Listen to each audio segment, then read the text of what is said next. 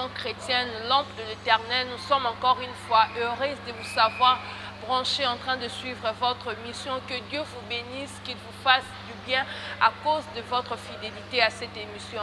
Comme de coutume, nous recevons le révérend Bishop Maf Mampui Dissoni. Il a un message qui vient de la part de l'Éternel pour vous bénir. Suivez et soyez d'avance bénis. Shalom bien-aimés, nous sommes ravis de vous savoir nombreux en train de nous suivre comme d'habitude. Combien nous vous apportons la parole du Seigneur et combien le feedback que nous recevons de votre part nous encourage. Aujourd'hui, il sera question pour nous de réfléchir avec vous dans le livre de Philippiens, chapitre 3. Nous allons lire le 7e et le 8e verset. Bien-aimés, je pense que Dieu, par sa grâce, il a quelque chose à nous communiquer.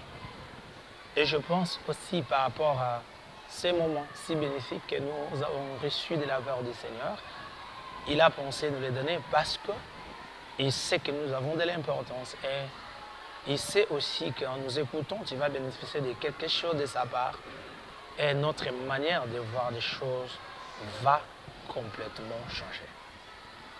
Philippiens chapitre 3, versets 7 et 8, la Bible dit « Mais ces choses qui étaient pour moi de gain, je les ai regardées comme une perte à cause de Christ. Et même je regarde toutes choses comme une perte à cause de l'excellence de la connaissance de Jésus-Christ mon Seigneur, pour lesquels j'ai renoncé à tout et je les regarde comme de la boue afin de gagner Christ. » Bien-aimés, ici, il s'agit de notre bien-aimé apôtre Paul.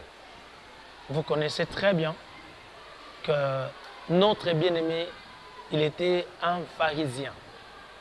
Et à cette époque-là, les pharisiens, en fait, ils étaient des personnes honorables. Ils étaient des personnes respectées. Si vraiment vous êtes un pharisien à cette époque-là, je ne sais pas quel poste je peux vous donner aujourd'hui. Mais comprenez-moi, il était un homme qui était respecté dans la société. Souvenez-vous, lorsqu'il a reçu l'autorisation d'aller tuer les apôtres ou les disciples du Seigneur, ça sous-entend, ça démontre en cette évidence qu'il n'était pas un homme qui était connu de gens ordinaires, mais il était un homme qui était connu de grandes personnes, des élites. Il était un homme qui était respecté dans la société. Il était un homme qui était, si vous voulez bien, qui avait sa place dans la société. Mais il nous aide à comprendre une chose que je vais partager pendant ces quelques minutes avec vous. Il a reçu l'autorisation, Actes chapitre 9, pour aller tuer les disciples. C'est à lui qu'on a donné l'autorisation. Mais qui a donné cette autorisation? C'est l'autorité de cette époque-là, aussi les autorités de cette époque-là. On lui a donné l'autorisation.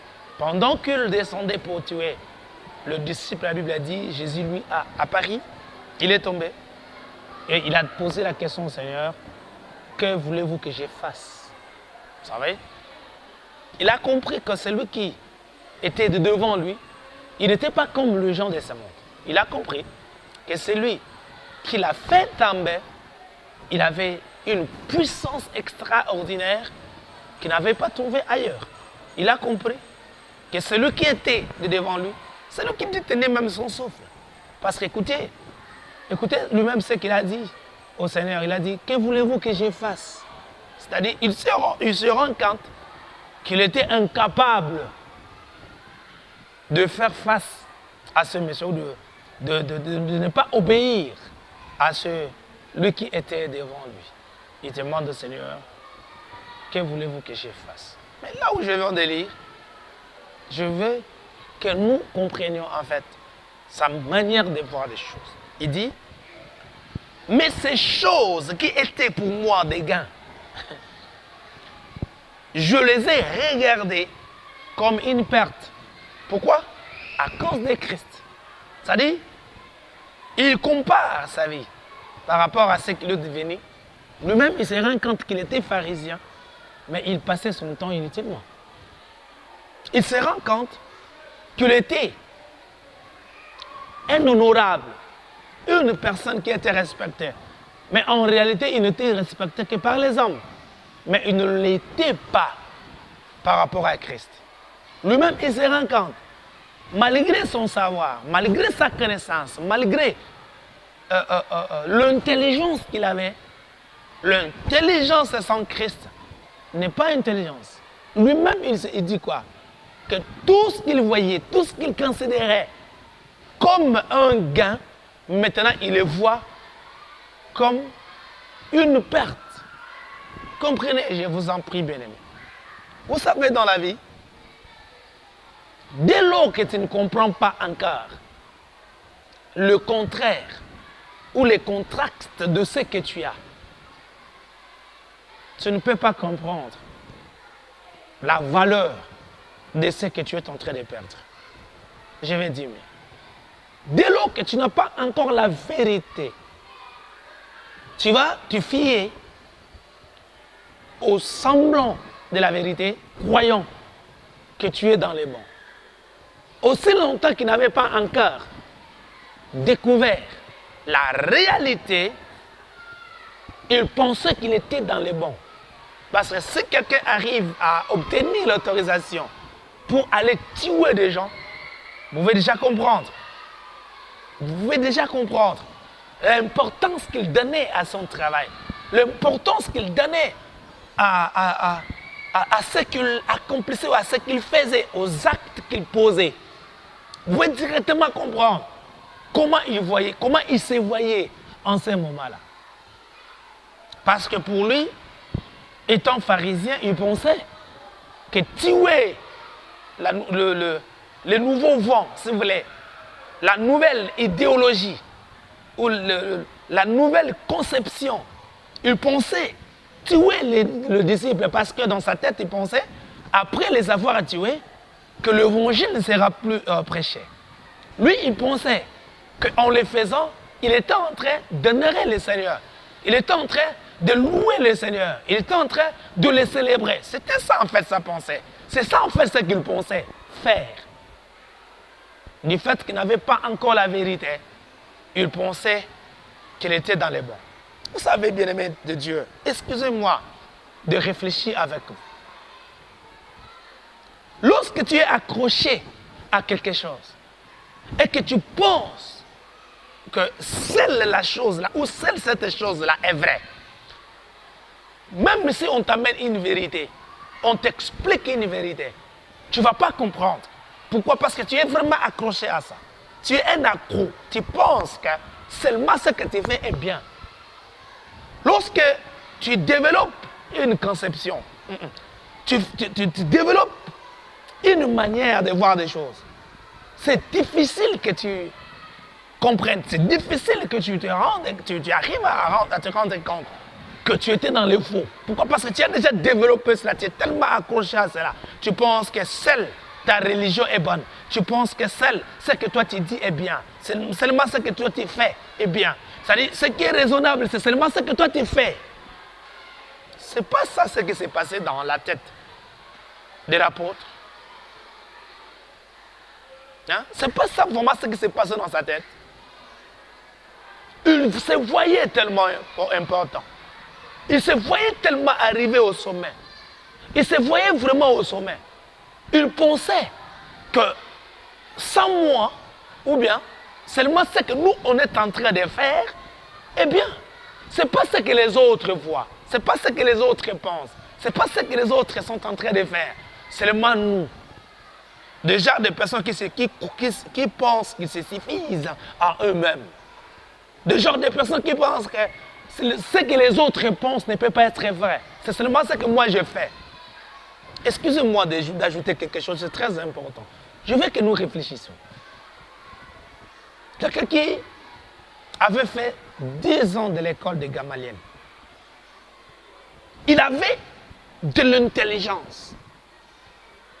Il avait de l'intelligence. Paul était intelligent. Il était vraiment intelligent. Il se voyait arriver au sommet. Mais quand il a rencontré celui qui était au-dessus, par rapport à son intelligence, par rapport à son savoir, il s'est rendu compte que non. Je étais à l'école de Gamaliel, mais je n'étais pas à l'école de Christ. Vous savez, quand tu te vois très intelligent, trop intelligent, tu es tellement orgueilleux, tu penses que c'est seulement ce que toi tu dis qui est vrai. Tu penses que c'est seulement l'école où toi tu as étudié est la bonne. Tu penses que c'est seulement toi qui incarne tout dans la vie. Il y a des choses que tu oublies dans la vie. Il y a des choses importantes que tu ignores. Pierre était à l'école du Seigneur Jésus. Mais lui, il était à l'école de Gamaliel. Il se voyait pharisien. Il se voyait important. Il se voyait arriver au sommet. Il pensait qu'on ne pouvait rien lui donner. On ne pouvait pas lui donner quelque chose. On ne pouvait pas lui enseigner quelque chose. Il se voyait déjà arriver. Oh, il y avait des choses qu'il ne voyait pas. Mais écoutez son témoignage. C'est ce qui m'intéresse aujourd'hui. Écoutez bien son témoignage. Philippiens chapitre 3 verset 7. Écoutez ce que lui-même dit. Mais ces choses qui étaient pour moi de gain, oh mon Dieu, je les ai regardées comme une perte à cause de Christ. C'est-à-dire, aussi longtemps que tu n'as pas encore Christ, tout ce que tu fais sans Christ est comme une perte. Est comme une perte. Parce que c'est Christ qui incarne tout pour nous. C'est lui qui fait tout. C'est lui qui remplace tout. C'est lui qui peut, comment dire, combler le vide. C'est le Christ qui est capable de combler ce vide. Aussi longtemps le Christ n'y est pas, ce vide existe. Ce vide continue. Lui, il ne voyait pas cela. Vous pouvez imaginer, mes bien-aimés dans la foi chrétienne, écoutez sa déclaration. Je parle de sa déclaration.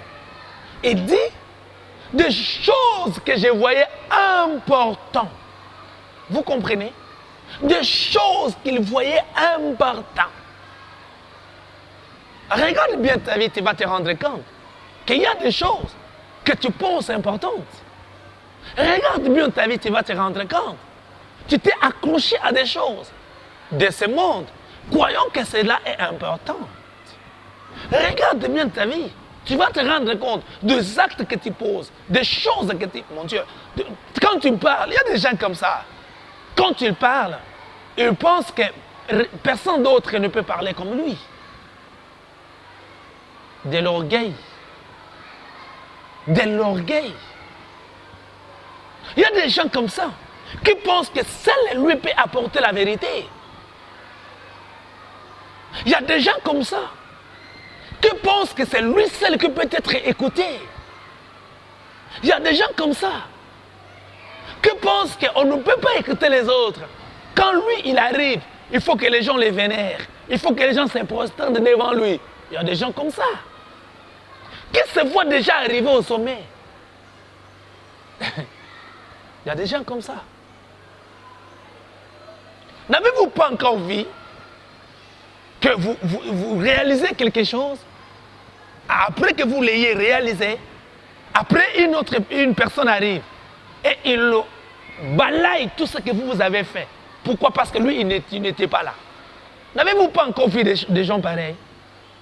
Que même si vous parlez, quand lui, il vient, il pense que tout ce que vous avez dit avant lui, comme si cela n'a plus de valeur, comme si cela n'existait pas. N'avez-vous pas encore vu des gens pareils? Qui pensent qu'ils sont au-dessus, qui pensent qu'ils sont au sommet, qui pensent que seulement eux qui peuvent être écoutés. L'apôtre dit, hein, tout ce que je voyais important, oh mon Dieu, tout ce que je regardais, tout ce que je voyais que c'était vraiment important, maintenant, je les vois comme une perte. Regarde bien ta vie, tu vas comprendre. Comment tu peux vivre sans Christ?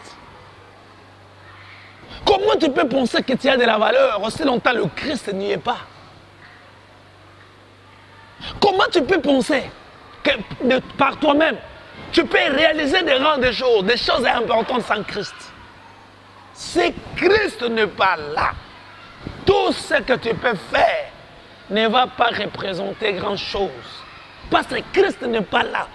C'est lui l'architecte, c'est lui le créateur, c'est lui qui représente tout, c'est lui qui fait tout.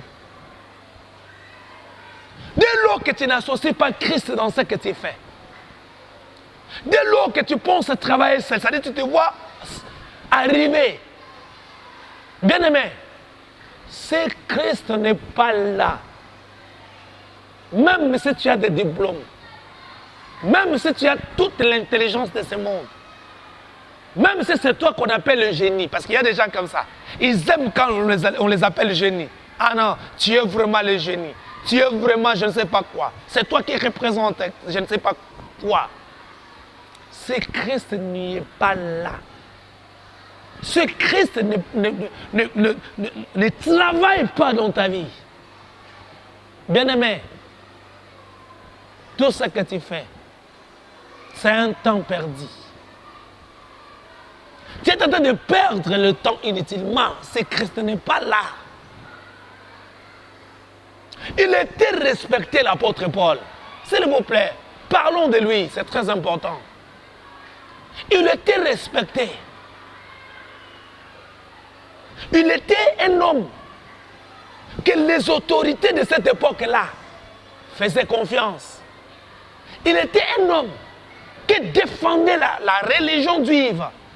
Il était un homme à qui on pouvait faire confiance en cette époque-là.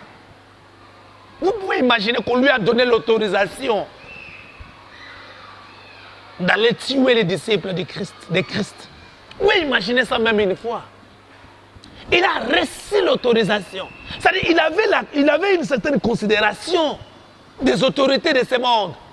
Parce que lui aussi, il était une autorité. Mais écoutez maintenant ce qu'il dit maintenant. Parce qu'il a découvert qu'il passait son temps inutilement. Il dit, tout ce qu'il voyait, tout ce qui était pour lui de gain, maintenant il les considère, il le regarde comme une perte.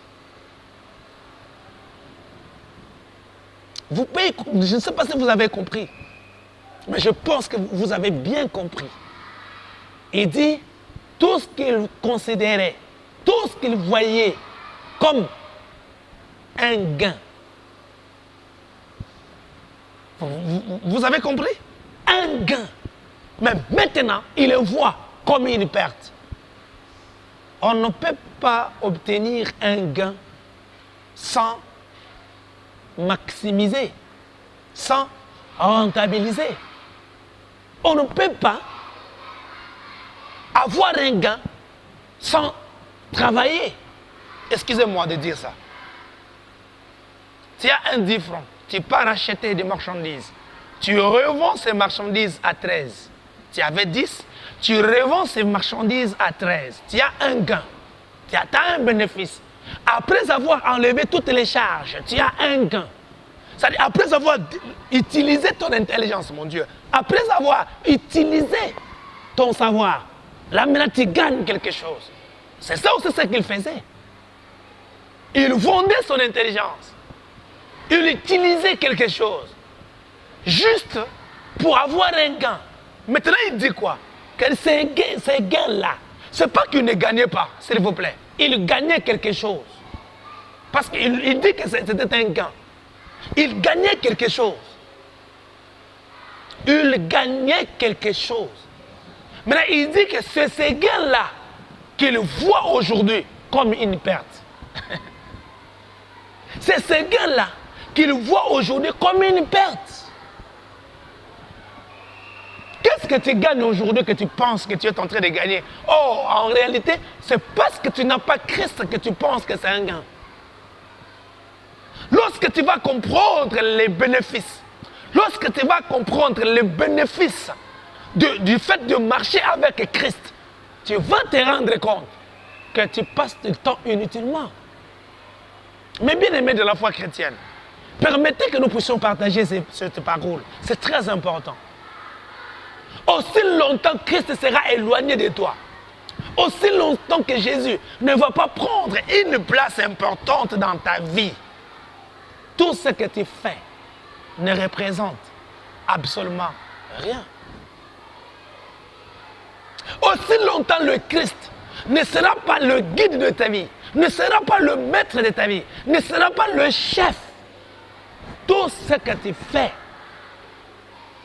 ne représente absolument rien. Qu'est-ce qui fait qu'on n'arrive pas à comprendre? Que c'est le Christ incarne tout. C'est le Christ. C'est le Christ incarne tout. Il dit, il le voyait comme un gain. Il est considéré comme un gain. Mais maintenant, il le voit comme une perte. Est-ce qu'on ne peut pas arriver à dire, on ne peut pas arriver à dire et à comprendre que maintenant c'est le temps de Christ. Maintenant c'est le temps de Christ. Qu'est-ce qui fait qu'on persiste, on continue à penser qu'on est dans les bons? Or, il y a quelque chose qui ne marche pas. Qu'est-ce qui fait qu'on est tellement têtu par rapport à notre manière de voir des choses, par rapport à notre intelligence, par rapport au savoir que nous avons, par rapport à notre approche? C'est que Christ n'est pas là. Ça représente une perte. Vous savez, il y a un verset qui dit quelque chose de très important. Quand on se voit gagner, quand on pense qu'on peut gagner tout le monde, mais si Christ n'est pas là, on est en train de perdre le temps. On est en train de perdre le temps. Quand est-ce qu'on va prendre cette décision? Quand est-ce qu'on va comprendre qu'il est temps que nous rentrons à Christ? Quand est-ce qu'on va comprendre cela? Qu'il est temps que nous rentrons à Christ. Quand est-ce qu'on va comprendre cela? Excusez-moi de vous dire quelque chose. Tu ne comprends pas parce que le diable ne veut pas que tu les comprennes. Tu ne comprends pas parce que le diable t'empêche à comprendre. Seul le Christ est capable de te donner la vie, la paix, la joie que tu cherches ailleurs. Tu te bats le matin. Tu te bats. Comment faire pour aller chercher de l'argent? Tu te donnes à fond. Tu te bats pour aller chercher de l'argent. Mais tu ne penses jamais à Christ. Qu'est-ce que tu peux gagner sans Christ? Même si tu gagnes de l'argent ici sur cette terre, aussi longtemps le Christ ne va pas faire sa demeure en toi, ne va pas faire sa vie, ne va pas avoir, comment dirais-je, les commandes dans ta vie. Tu es en train de perdre le temps. Tu es en train de perdre le temps. D'abord Christ, le reste c'est après. D'abord le Seigneur, le reste c'est après. Tel que tu es là, est-ce que quand toi-même tu te poses des questions, si aujourd'hui le Christ revient, est-ce que tu seras où? Est-ce que tu seras vraiment au paradis? Tu t'es déjà posé cette question? Je sais que c'est parmi des questions que les gens n'aiment pas se poser. S'il revient aujourd'hui, tu seras où? Vous savez, excusez-moi de te dire, pourquoi ça serait considéré comme une perte? Parce que là, à ce niveau-là, tu auras gagné juste des choses de ce monde. Tu auras gagné des choses de ce monde, mais tu n'auras pas gagné le Christ. Parce que si tu as le Christ et que tu n'as pas les choses de ce monde, tu seras dans sa gloire. Tu seras dans sa gloire. Mais si tu gardes des choses de ce monde et que tu n'as pas Christ, tu es tenté de perdre. Ça serait considéré comme une perte. Parce que le Christ n'y est pas. Mais pose-toi cette question. S'il revient aujourd'hui, tu seras où? Pose-toi cette question.